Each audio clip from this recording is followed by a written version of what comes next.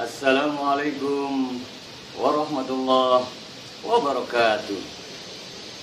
Alhamdulillah, kita berjumpa kembali dalam nuansa pencerahan hati. Allah Subhanahu wa Ta'ala tidak akan pernah menzalimi hambanya, akan tetapi hamba itu sendiri yang zalim kepada dirinya. Wa ma zalamahumullah walakin anfusahum yazlimun. Dan tidaklah Allah zalim kepadamu, pada hamba-hambanya maksudnya. Walakin anfusahum yazlimun. Akan tetapi kamu sendiri yang zalim terhadap dirimu. Zalim lawannya adil. Adil menempatkan sesuatu pada tempatnya, sesuai porsinya, sesuai yang diinginkan oleh Allah Sang Pencipta alam jagat raya ini. Sedangkan zalim melakukan sesuatu bukan pada tempatnya, di luar aturan tatanan hidup dan kehidupan ketentuan yang diinginkan oleh Allah Subhanahu wa Ta'ala. Kalau kita mau jujur, sesungguhnya kita sering zalim kepada diri sendiri. Kita sering melakukan sesuatu tidak sesuai yang diinginkan dan diridhai oleh Allah Subhanahu wa Ta'ala. Ketahuilah, ketika kita menghadapi sebuah problematika kehidupan, menghadapi sebuah masalah aneka ujian, kita hadapi semua problematika yang begitu luar biasa, dari mulai kehidupan kita yang terkait dengan keuangan, keharmonisan, atau tentang kesehatan. Sesungguhnya Allah tidak pernah berbuat zalim pada kita. Kita sendiri yang menjadikan sesuatu itu menjadikan sebab musabab, sehingga ada menjadi pada kita ujian yang kita hadapi. Adalah sebuah contoh iktibar yang amat sangat luar biasa bagaimana Nabi Allah Adam alaihissalam dikala turunkan oleh Allah dari surga ke muka bumi, Nabi Adam tidak menyalahkan Allah dan tidak menyalahkan bahkan istrinya Siti Hawa kala itu. Doa yang dikumandangkan, yang senantiasa dipanjatkan oleh Nabi Allah Adam alaihissalam, sadar betul kenapa Allah Subhanahu wa Ta'ala mentakdirkan akhirnya diturunkan muka bumi dengan sebuah doanya yang kita sangat kenal. Nabi Adam senantiasa mengakui kezalimannya, seraya Nabi Adam alaihissalam berdoa pada Allah Subhanahu wa Ta'ala, Rabbana zalamna anfusana wa illam taghfir lana wa tarhamna lanakunanna minal khasirin.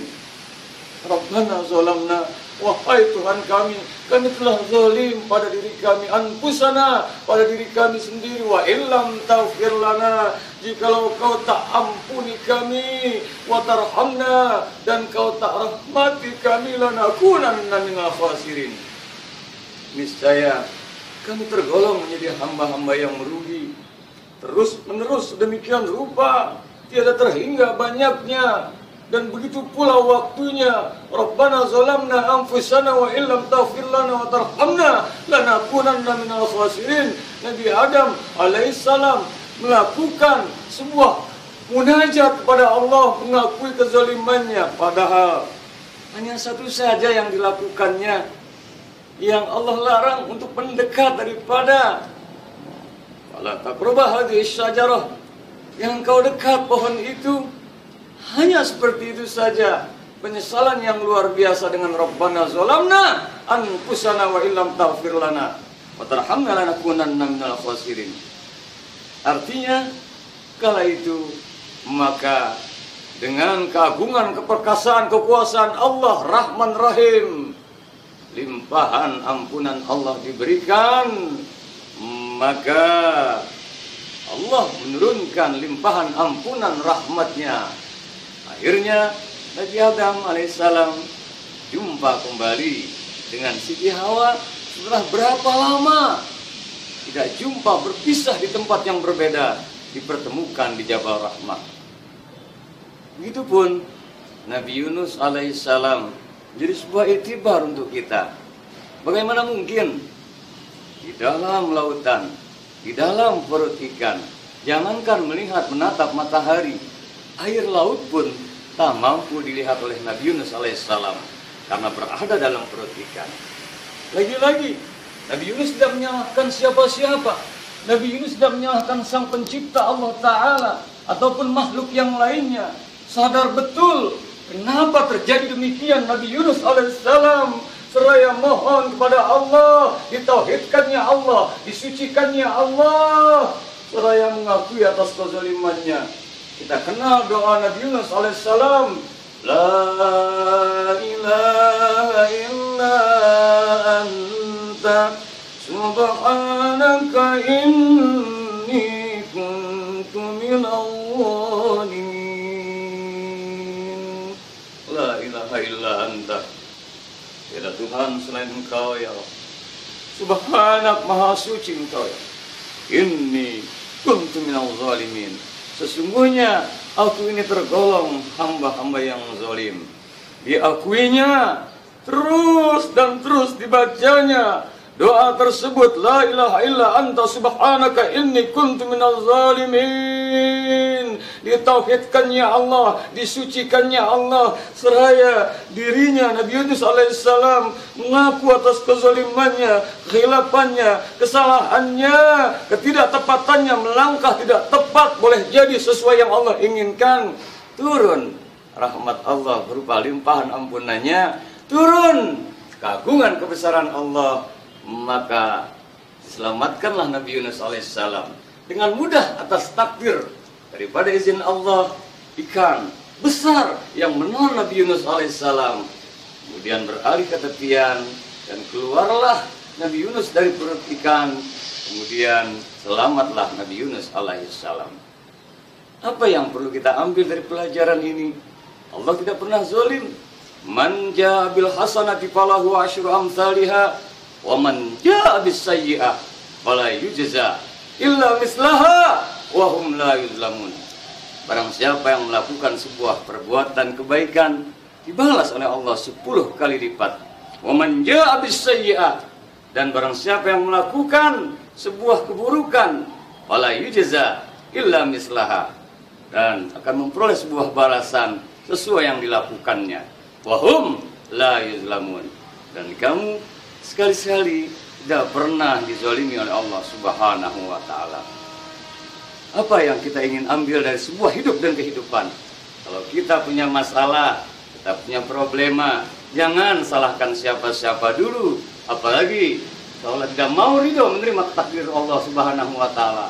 Merenunglah, masuk ke dalam relung kalbu yang terdalam, muhasabah. Boleh jadi perbuatan yang kita hadapi saat ini, ujian, aneka musibah, bala, bencana, dan aneka macam problematika kehidupan, akibat kezaliman kita. Perbanyak untuk munajat kepada Allah. Rabbana zalamna anfusana wa illam taghfir lana wa tarhamna lanakunanna minal khasirin. Perbanyak tauhidkan, sucikan Allah, akui kezaliman kita.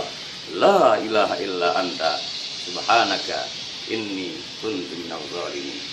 Kesimpulannya adalah masuk ke relung yang paling dalam, mohon ampun pada Allah, minta rahmatnya.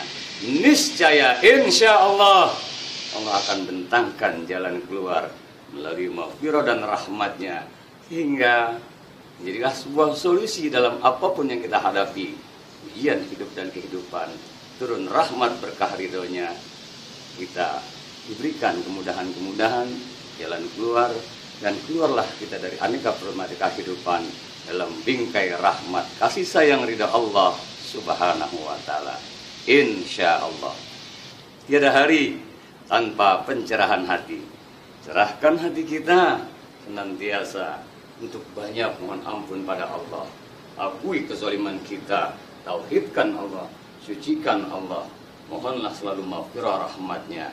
Insya Allah rahmat berkah ridhonya menyertai hidup dan kehidupan yang kita jalani selagi di dunia ini, dan Allah bentangkan jalan keridhoannya. Amin ya rabbal alamin. Allahul muwaffiq ila aqwamit thariq. Wal afu minkum. Wassalamualaikum warahmatullahi wabarakatuh.